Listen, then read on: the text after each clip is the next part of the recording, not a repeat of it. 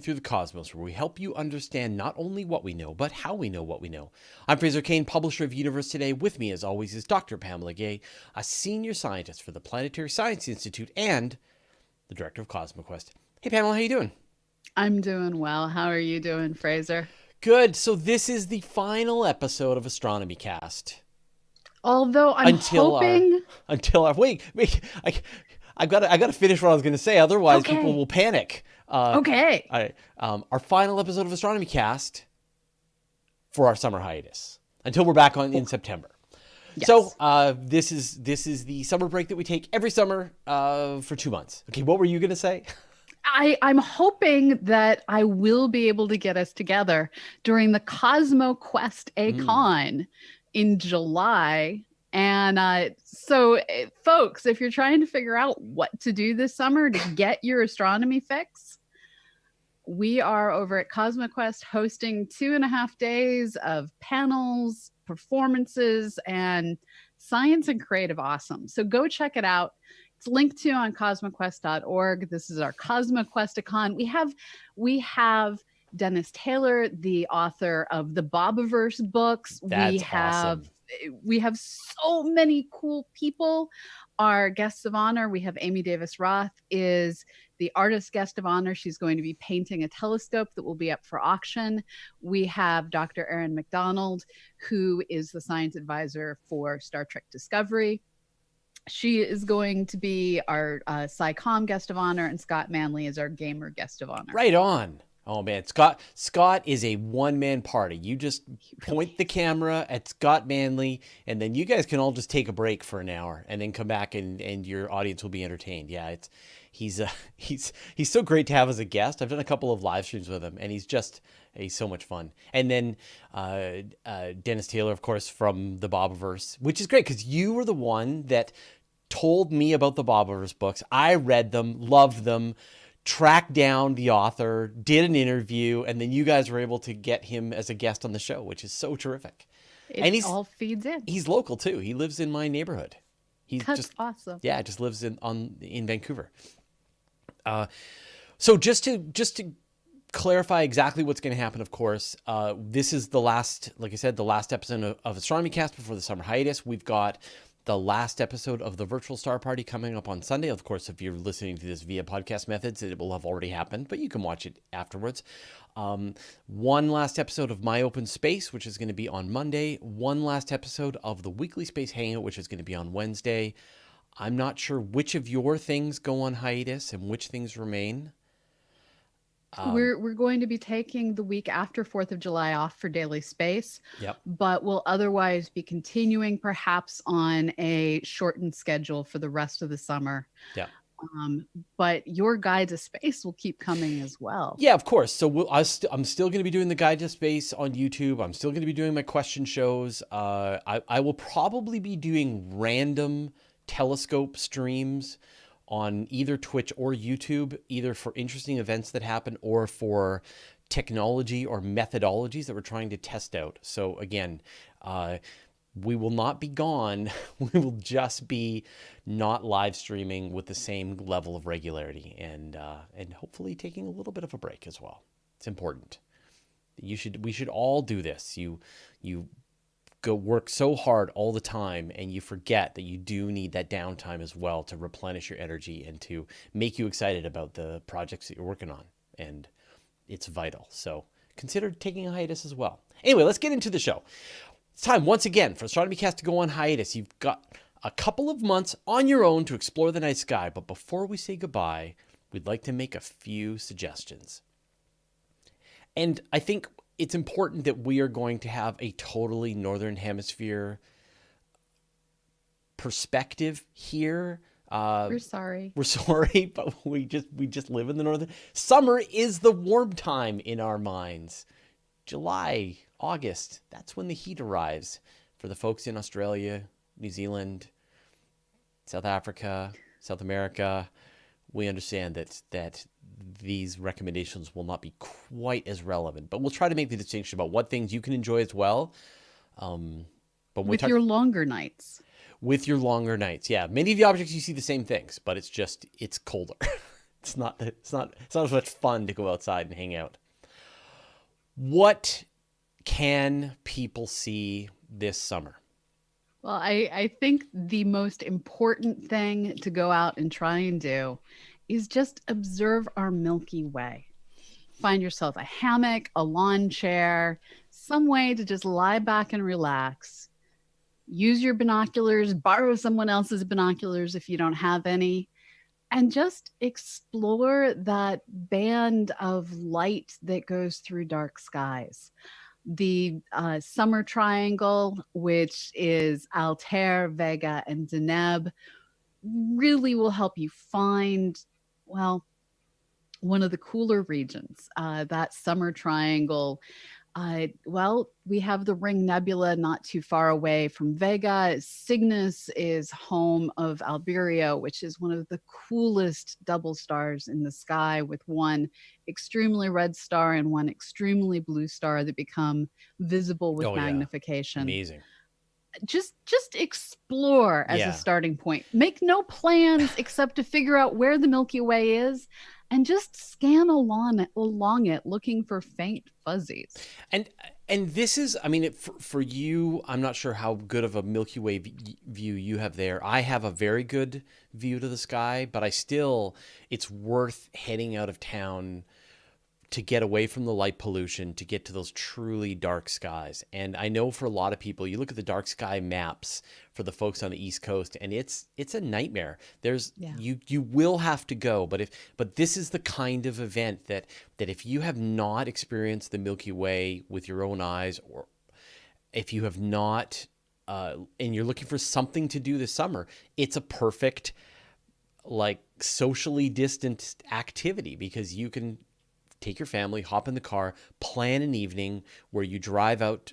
Maybe you're going to take a couple of hours, but anywhere on the on the East Coast, you can get to dark skies within a couple of hours. Even from the core of New York City, if you're able to drive, there's some forests that are a couple of hours away where you can see the Milky Way, no problem. And just go plan a night of it. Leave a little late, let people sleep in the car while you drive out there, and so you can arrive at in the evening, and get a beautiful view of the night sky. Or set up early and then let everyone pass out, and then have an alarm clock go off at 1 in the morning and get everybody up to be able to see it. But you should do this, and there's no reason not to. Camping is somewhat safe. Yeah, outside, away from other people. To worry about. Yeah, but campgrounds are open, and some of the primitive campgrounds are about as safe as you can get, because you're away from everything except for the raccoons. Always hang your garbage up. Right. Yeah. Or leave it in the car. But yeah, I think that is great. And so what are the ways that people can get the most out of the Milky Way? Honestly, the best thing that you can do is start out where you are on the sky. This is where using the summer triangle and the extremely bright star Vega as a starting point can be a great way to get yourself oriented. Find that bright Vega, use it to figure out where Deneb is for Cygnus the Swan, use it to find Altair for Aquila. Once you're oriented, stick your binoculars in the middle and scan, and every time you find something faint and fuzzy, pause and then either use your phone or a finding chart to figure out what amazing nebula it is you've found this time. This is the cool thing about just streaming through with your binoculars, is you're just going to keep finding nebula, star cluster, one after another. Yeah. It is globular star cluster season, so you can see in Hercules, there's a bunch all scattered around it, because we're seeing them above and below the disk of the Milky Way. And so when we're able to start seeing the core of the Milky Way, these are all starting to rise up in the sky as well. So Milky Way, and again, if you have not seen that, knock that off your list. This is your chance this summer, best time. And Sagittarius and the heart of our galaxy is up in the evening for part of the summer, so it's perfectly timed for the family. And this gives you a chance to say, I am looking at a supermassive black hole right now. You can't see You can't it, see it. It's a black hole. but you're looking in the correct direction. And so that's just one of those moments of finding your place in the universe, of I am standing here on this planet looking at the heart of my galaxy, and in that direction there's a supermassive black hole. When I was in Australia in July, so I guess it was around that time, and it was their winter, but it was still very warm because I was fairly far north. You could see the core of the Milky Way just passing directly overhead. Absolutely stunning. And then because where I was, the skies were so dark, you could see those nebulae as these little faint reddish patches in the sky when you looked with binoculars or when you took a picture with your camera. You got to see what we always see is these gigantic nebulae that's been taken through a telescope, but it's amazing to put those into perspective when you take just a whole picture of the sky. You can see where all these little objects are, and they're all in that core of the Milky Way. And the classic constellation is Sagittarius. And once you learn to find Sagittarius, once you learn that teapot, you'll always be able to find it. In fact, you'll see it in photographs. Every time I see a photograph of the Milky Way, I can see the teapot. I know where they pointed it. And if you want to get started right now, while Sagittarius will be up in the evening at the end of summer. Right now, you have to get up early in the morning, but it's worth it because Jupiter and Saturn and Sagittarius are all up in the south right now in the pre-dawn hours. So let's talk about the planets then. So we have Jupiter is coming into opposition, which means it's going to be opposite from the sun relative to the Earth in the sky in July, meaning it's going to be up pretty much the entire night. Saturn is nearby, trailing it slightly to the west.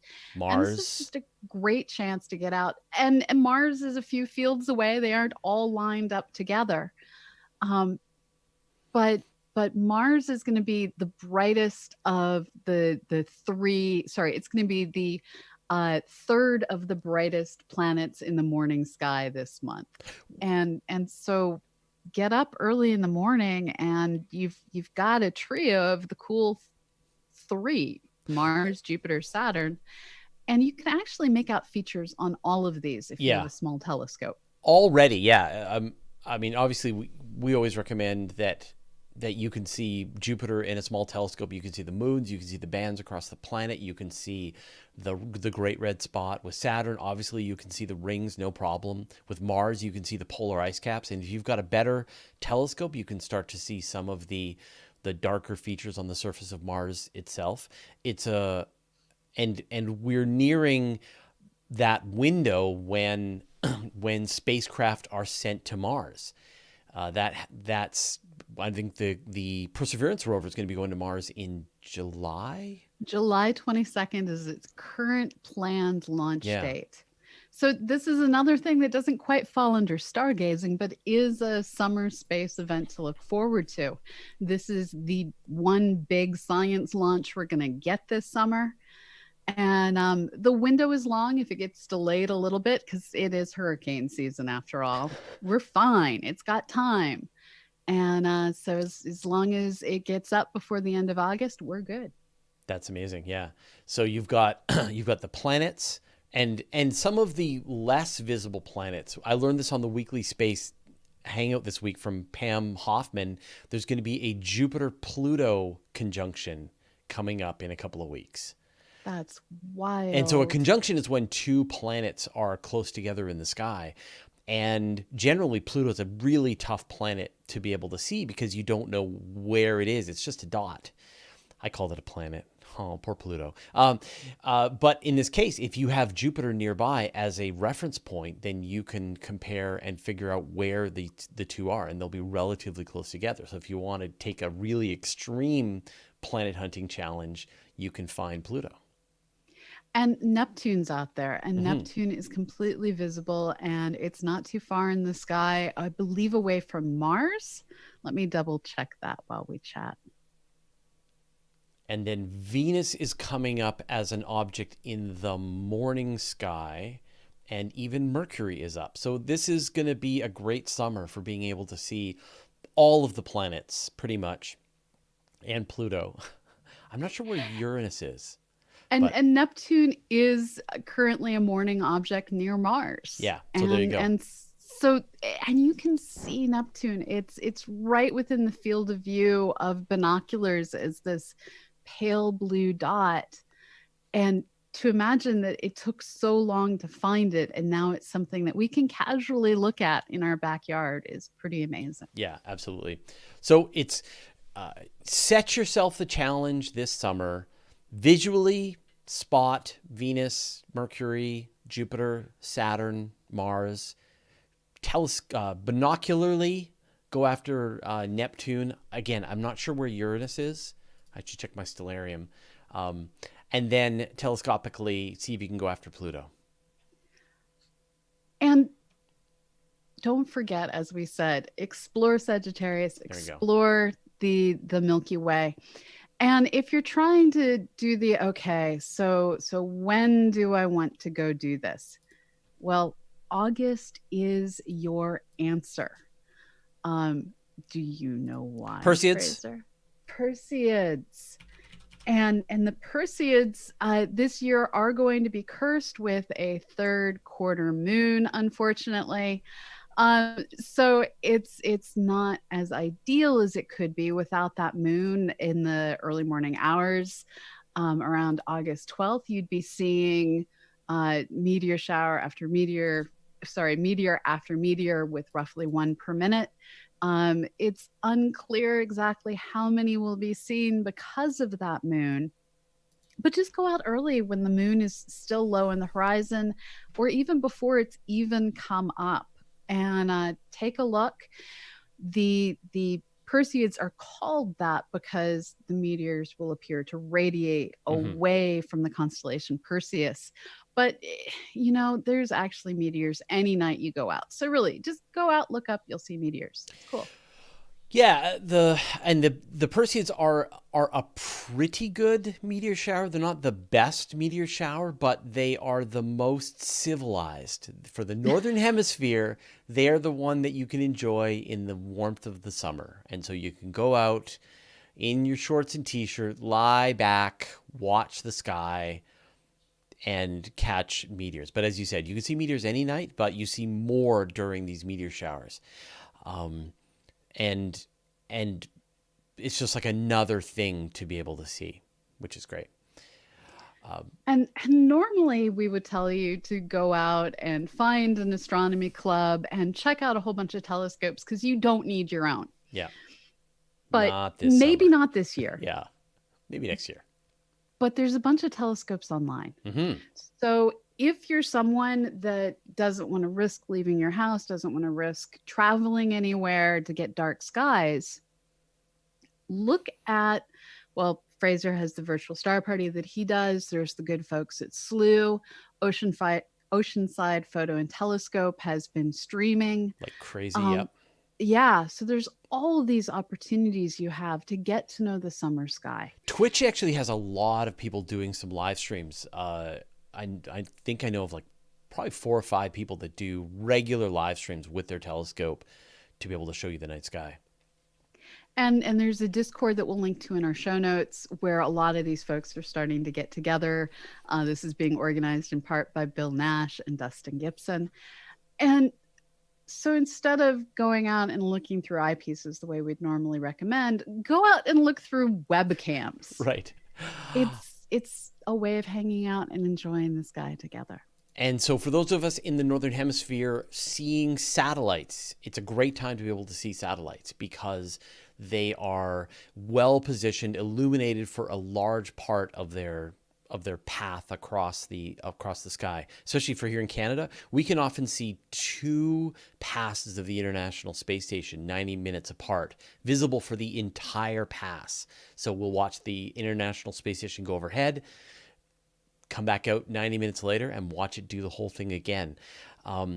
Also, I think today when we're filming this, there's going to be another Starlink launch.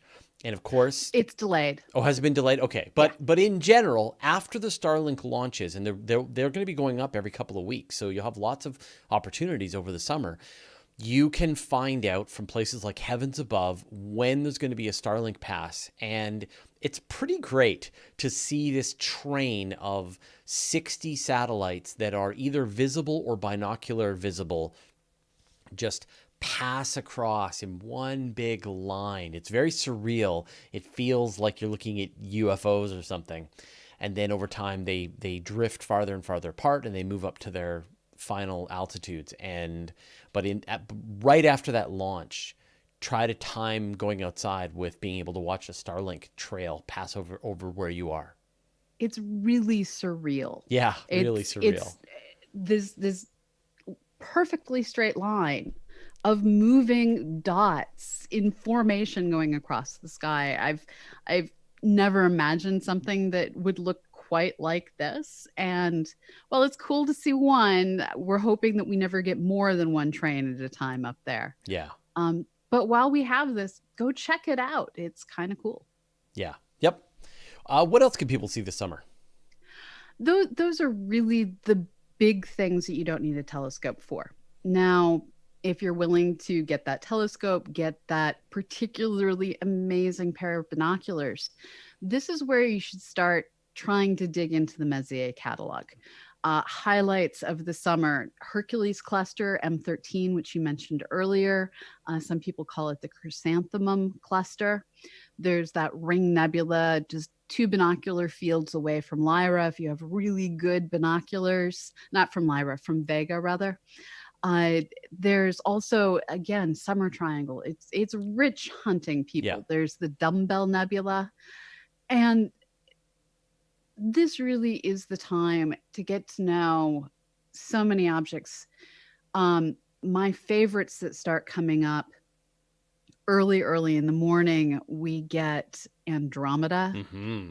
I know that's kind of like low-picking fruit. Everyone loves Andromeda, but now you know it's early in the morning. Apparently, everything cool is early in the morning right now. Well, but that's always the experience that you have, because it's been a year since you've seen these things, and so you're desperate to be able to see the Orion Nebula again, and then it starts to show up in the morning, and you get up so that you can actually see it, and then it moves. Every night it comes a little early until it's just, there's Orion in the evening sky in December. And one of my favorite random astronomy factoids is those dog days of summer that I remember hearing about on lemonade commercials as a little kid. That dog days of summer is referring to the star Sirius. And the 2 dog constellations, Canis Major and Canis Minor, that accompany Orion. In August, Sirius rises right before the sun. And it was thought that the extra light from Sirius was what contributed to August being such a northern hemisphere miserable month. Right. And so it's the dog days of summer because of Canis Major and Canis Minor. Yeah. So you're talking about getting binoculars. There are a bunch of comets that you can see in the sky this summer.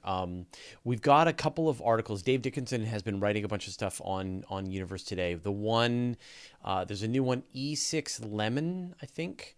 But we're going to have a whole bunch of opportunities to see various comets coming and going over the summer. But through July, this one specific comet should get bright enough that you can actually see it with the unaided eye, and definitely in a pair of binoculars. So we've got T2 Pan-STARRS, C19Y1, C19Y4 Atlas, 2020 F8 Swan, and U6 Lemon, and probably more will show up over the course of the summer. Of course, we'll keep you posted from Universe Today.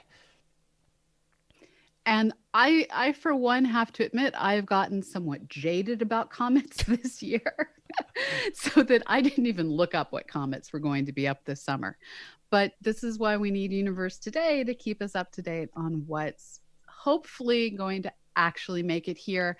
But this is my fancy way of saying never count a comet until it's in your eyepiece. That's right. We just had an annular eclipse, and in just about a week and a half, there's going to be a penumbral lunar eclipse. Which means it's going to be really hard to tell there's Yeah. anything special going Yeah. on. It's like someone just adjusted the contrast on the moon. They are almost worthless. I won't even try to see it. But it's happening. Story. So it's been a long time since you've seen a lunar eclipse, and you want to have that lunar eclipse. If you want to test your ability, your eyesight, see if you can see the moon get any darker at all. Well, the moon is slightly easier to photograph because it's less contrast against the night sky. The moon is super hard to photograph. Just repeat advice from last week. If you want to learn how to photograph,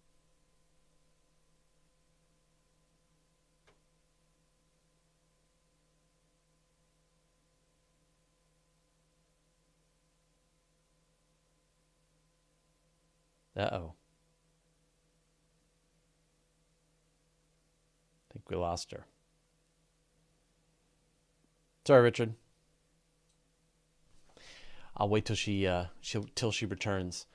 So we're at the Richard. You may want to write this down if you're watching. We're at like the 26-minute mark, and Pamela just went totally offline. Just staring at me with this frozen expression. Yeah, here, great freeze. Oh, we lost it. Oh, too bad. Okay, I was gonna show you the freeze frame. All right. I'm going to keep recording. But if anybody has any questions, let me see what's happening in the chat. And if anyone has any recommendations. James Dugan is saying that we get that down in the southern hemisphere as well. Some nights 2 passes the International Space Station. Yeah, you want to be closer to the poles of the planet, and that's when you get these fully illuminated. And this is the problem with Starlink, is that the Chilean telescopes are close enough to far enough south in the southern hemisphere that during the southern hemisphere summertime, these Starlinks will be fully illuminated for the entire passes. Esther Gagne, have UFO sightings increased since the Starlink launches? Yeah, they have. I have seen a bunch of people posting on Twitter and places like that they saw some UFO and it turned out to be a Starlink pass. Yeah, all the time. Sin OG, I finally catch you guys live. I love it. Astronomy Cast. Welcome. I'm glad you were able to make it too. Trey Harmon, did we talk about Comet Neowise and you missed it? I heard it's a North Hemisphere object, but don't know if we'll be able to see it.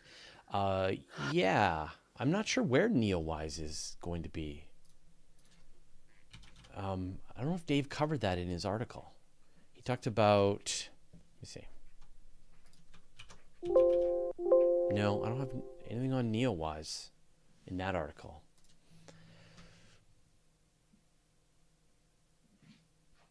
Ironheart is saying, check out the SARC, the world's first designated dark sky island. You can't go because of the virus, but once lifted, you should be able to check them out. That sounds awesome. Okay, sorry about that. No problem. All right, I'm restarting my recording. I'm still recording. Did your computer crash? What happened? Zoom crashed. Oh, okay. It was just Zoom. Everything else was fine.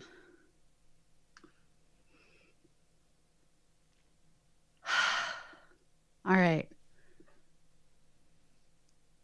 What did you hear before it crashed? I don't remember. Okay, I know we'd been talking about Andromeda. Yeah. Does anyone remember what Pamela had said? Can you listen to your recording since you started a new recording? I didn't start a new recording. I just paused and unpaused. Okay. All right. Well, let's get into Richard can edit because we're sort of reached the end of our time anyway. So I Yeah. want to talk about the sun for a second, Okay. Go and for then it. you will have recorded, like your audio will have recorded whatever it is you were talking about. Yeah. So, okay, So just transition to the sun. Be yeah, done with it. okay. So I'm going to talk about the sun. Normally, when it comes to the summer, it's actually also a great time to observe the sun. But the problem is the sun is at the lowest point of its 11-year cycle. And so there is nothing happening on the sun. There have been no sunspots. There have been very few coronal mass ejections, very few flares, very few activities that hit us here on Earth thanks to the sun. So there haven't been very many auroras. So normally what I recommend you do, and maybe if you're going to listen to this some other year, is sign up for some kind of aurora alert service and just Google search that, and you'll find a service that will tell you, that will send you an email when there's going to be visible auroras from your location. And my Aurora app has been silent for months. I think it's been like 5 months since I've even heard a peep out of my Aurora app. There's been nothing to see. And so don't get your hopes up that there's going to be anything to see this summer. It's going to be very Most quiet. boring Yeah. sun ever. Yeah. So I guess if 2020 really didn't need to add any more excitement, we're already covered. So it gave us a boring sun. I could have used boring somewhere else, but boring sun is what we got. Well, I think we've given you a bunch of suggestions on things to do. I know every summer we beg you to make an event of it. Go out, take your friends, family, go somewhere dark, see the sky, especially if you live in a place that has a bad view to the night sky normally. Go and enjoy the heavens in the way they were meant to be seen without light pollution. Camping is awesome. And hammock tents, people, hammock tents. Yeah, sleeping on a hammock, seeing the sky, that's the best. All right, Pamela, do you have some names before we go? I do. As always, we are here thanks to all the generous contributions we receive from people at patreon.com/cosmocore. Sorry, that was wrong. We are here thanks to the generous contributions we receive over on patreon.com/astronomycast. Thank you so much for everything you do that allows us to do everything that we do. I would like to thank William Andrews, Jeff Collins, Arctic Fox, Brian Peacocks, Merrick Viderny, Nate Detweiler, Matt Rutger, Ron Thorson, Philip Walker, Brian Grigory, Kevin Nitka, Elad Avron, Dave Lackey, Roland Warmerdam, Paul Disney, Cooper, Chris Scherhofer, GeForce 184, Karthik Ventkrutraman, I'm sorry, Scott Bieber, Sarah Turnball, Jillian Rhodes, Father Prax, Donald Mundus, Andrew Stevenson, Bart Flaherty, Antisaur, Jason Graham, Dana Norrie, Dean McDonnell, Martin Dawson, Kenneth Ryan, Russell Petto, Benjamin Davies, and Smansky. Thank you all so much for everything you do for us. And thanks, Pamela. As always, it's been an honor to do this show with you. Had a great time. It was a great season. And I hope you have a wonderful summer. I'm sure we're going to be in touch regularly, especially with your various upcoming events. And we will see all of you in September. Have a fabulous summer. Astronomy Cast is a teenager, people. We're a teenager. There you go. All right. Thanks, everybody. Bye-bye. And then they saved. And then they saved.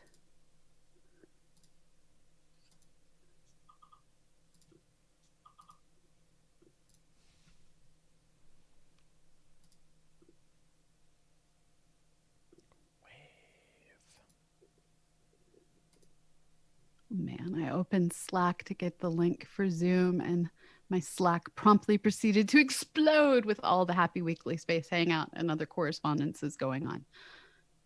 I kind of almost crashed my... Okay, so what did I say it was? 76? Yeah.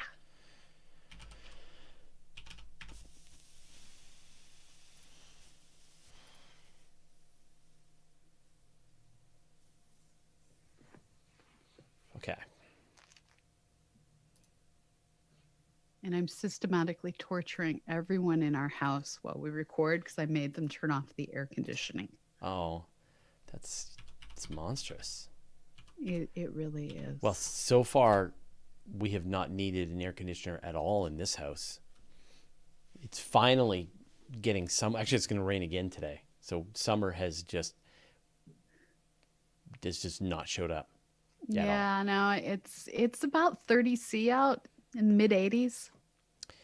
Limp Rimble is asking, anyone know what mic Pamela is using? I am using a Shure, I think it's 51. That's a Shure 51? Cool. How do you like it? Yes, I confirmed. It's a Shure 51. I adore it. Yeah. It what I particularly like is it has a really easy to use mute button on it. On the mic as well. Yeah. And I can use a monitor straight through it. So with my headset on this stand, I can just plug my headphones. Yeah, I see your straight headphones into the mic. are plugged right into the microphone. Yeah. Is it and USB, it's or is it XLR? No, it's USB. It is USB. Okay. Yeah, and it has really good audio quality. And it comes with cables that allow it to be plugged also into an iPhone. Right. So the fact that I can use a high quality mic on my iPhone is also super useful. I use a Heil PR40. So. Yeah, I'm pretty sure mine has another letter in there. I think it's an M71 or an M51. Yours is stout. Yeah, it's a very nice microphone. Oh, but I mean, let's see if I can turn it. I dare not turn it. Can I do this? There we go. Okay, there you go. Heil PR40. It's good. I really like it. I've been searching for a good microphone for a long time, and finally got to a microphone setup that I'm kind of happy with. I use that, and then I use a Steinberg audio interface. So it's an XLR mic that goes into a USB interface that then goes into my computer, and I like it. That's what I use upstairs. Yeah, it's funny. I've gone through the USB microphone, like all the Blue Snowballs and the Yetis, and they're not great. Like, they're fine, but we've had so many audio challenges for so many years, and so now I'm not going to touch a thing. Now that I figured out this mono stereo setting, I'm not going to don't touch anything. See, I got this one after getting detained in an airport in Amman, Jordan, because of my Zune audio recorder. Like this? My H4n. Yeah. Really? I got detained because my H4n, they didn't know what it was. And it was one of those, they took my passport away. There were 4 large men making sure I didn't leave the bench they made me sit on. Almost missed my flight. My stomach freaked out enough that I then puked from Amman to Chicago pretty much. Wow. I've had grief because of my trying to carry my Blue Snowball through security, because it's like a little sphere of metal. Yeah. Looks like a bomb. So and the Zoom, I'd had problems with it like in London and stuff where I'd almost missed flights, but I wasn't scared in any of those circumstances. Yeah. It's funny now. I think security is so comfortable with things like this. Like they don't even want to look at it anymore. They see it in the X-ray, and they're like, oh, that's one of those personal recorders. Like, there's enough YouTubers flying around. Yeah. Maybe it's a Canadian thing. Unless it's me. I got you this specifically seem untrustworthy. It's true.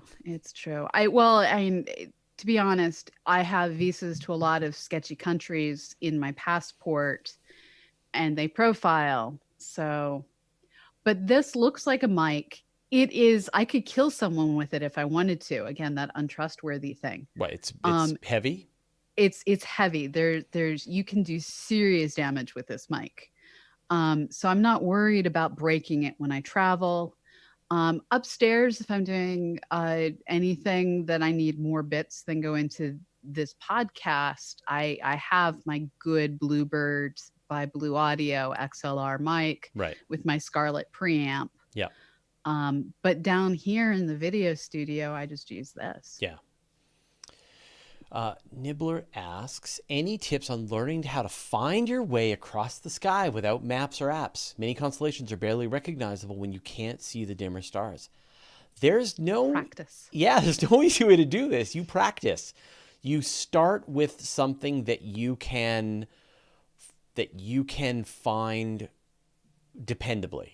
And so in the summertime, start from the summer triangle. In the wintertime, start with Orion, and then just extend from there. And there's no fast way to do this. You just have to have a sky chart, a paper sky chart. I use we've got our new book coming out in July, our second book, but for now I use Night Watch. And you have one of the, I forget who does them, those blue star wheels. Yeah. Star Wheel is great. And you're just gonna have to go like, is this it? And then you're gonna look at it on in front of you, and then you're gonna look up at the sky, and you're gonna. But I promise you, once you have found them, once you have been able to star hop your way, they go into your mind like letters of the alphabet that you will never forget. And so whenever I'm outside, I just look up and I recognize the night sky. I can read the night sky like a book because it's all familiar to me. The first time I found M13 Hercules, I was in Austin, Texas, which has a fair amount of light pollution, so it wasn't easy. It was a whole lot of star hop with gaps. And then once I found it, it was just like, oh, okay, so now I'm going to try and star hop to it in a telescope, having star hop to it with binoculars. And it became sport finding M13. And now I can just do it. Yeah. It's kind of awesome. It's great because Carla and I were out sky watching one night, and I was like, oh, cool, M13 is up. And then I took the binoculars and looked up at it, and I'm like, oh, it looks so great in the binoculars. And she's like, I want to see. I'm like, okay.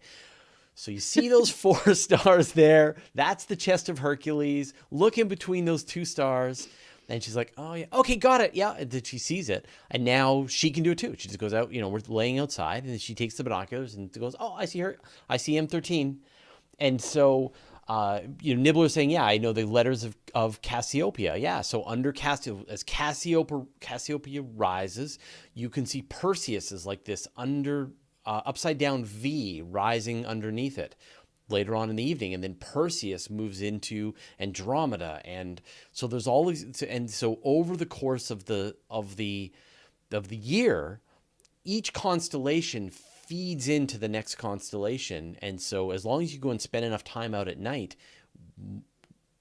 week after week after week, you're filling in the pieces through reference. And then you can find, so you just got to start. If it's in the springtime, start with Leo, because it looks like the lion.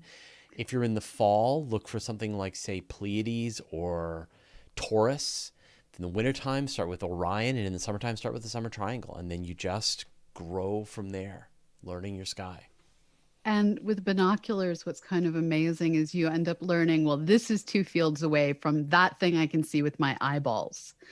And so your eyeballs are essentially your finding scope for binoculars. And it's just this cool interplay of, okay, I know where the double cluster is. So find Cassiopeia, find the leg that's tilted off wonky. Go 2 fields down from the wonky leg. Yeah.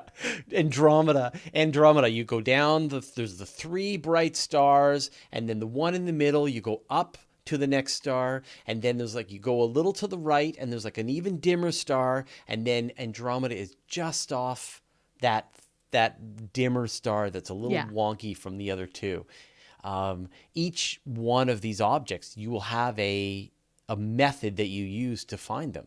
But Yeah. find them once, find them a couple of times, go out with your telescope or binoculars, and then they are your friends that you can see in the night sky every time, and If you will you always be able live to find them. someplace, if you live someplace really dark, the easiest faint fuzzy in the summer to find is the planetary nebula in Lyra.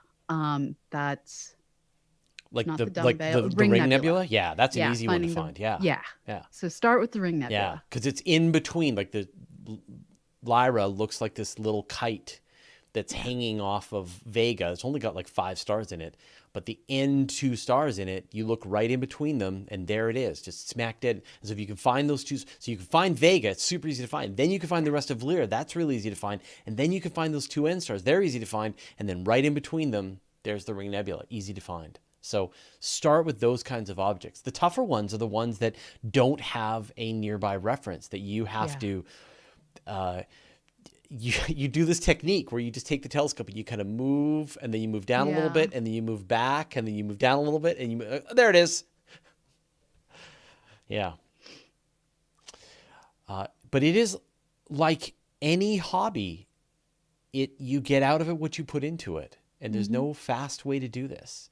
But it's what could be better than laying out under the night sky with a pair of binoculars and a sky chart and starting to learn your constellations and learning the names of the stars and learning the locations of the Messier objects and the other things.